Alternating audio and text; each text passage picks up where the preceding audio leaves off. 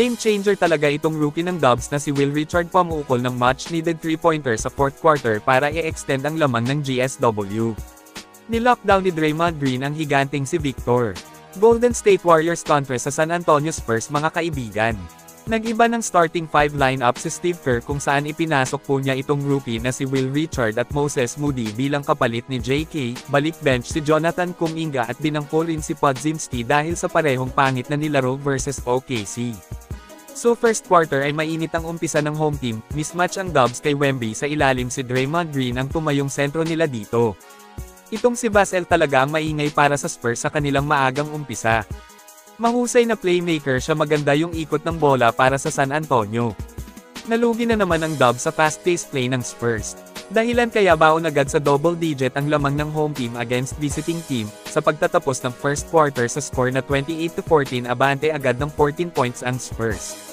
Second quarter grabe ang naging depensa ni Draymond kay Wemby, napapanis ng Spurs ang Warriors sa mga fast break kay Victor kasi lamang sa size.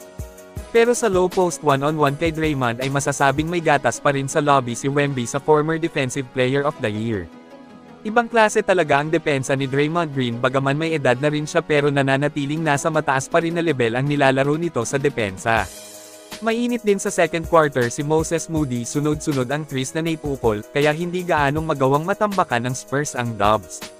Pumapalag sila dahil kay Moody si Stephen Curry medyo tahimik pa sa first and second quarter pero leading scorer pa rin siya sa GSW, with 15 points sa first two quarters.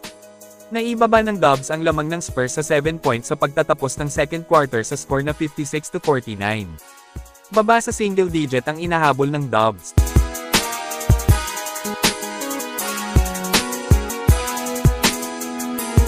Third quarter ay ito na ang greatest shooter takeover mode na si Curry, sunod-sunod ang puntos na naitala ng GOAT shooter. Kaya nakakapalag na ang Warriors kung saan late third quarter 5 minutes left remaining time sa game clock dito sa third, ay nakuha na ng Golden State Warriors ang lamang sa threes ni Steph Hype na ang greatest shooter dito. Dahil sa pag-iinit ni Curry ay nabaliktad na ang sitwasyon dahil ang Spurs naman ang naghahabol sa visiting team. Abante sila ng 8 points sa pagtatapos ng third quarter sa score na 92-84. Isa rin itong si GP2 sa nagkaroon ng malaking ambag sa opensa at depensa ng Warriors kaya nakuha nila ang momentum sa laban.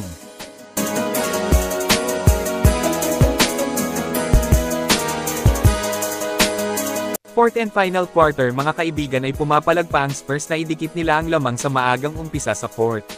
Pero itong tira ni Will Richard ang nagpabago ng husto sa takbo ng laro para sa Golden State. Ibang klase talaga ang rookie na ito, totoong maabilidad at mataas ang kumpiyansa, walang daga sa dibdib, pumapalag sa mga laban.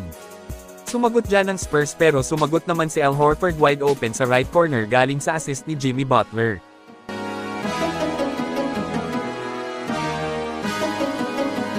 Nakontrol na ng Dubs ang laban kaya sa huli nakuha nila ang malaking panalo kalaban ang number 2 seed ngayon sa West.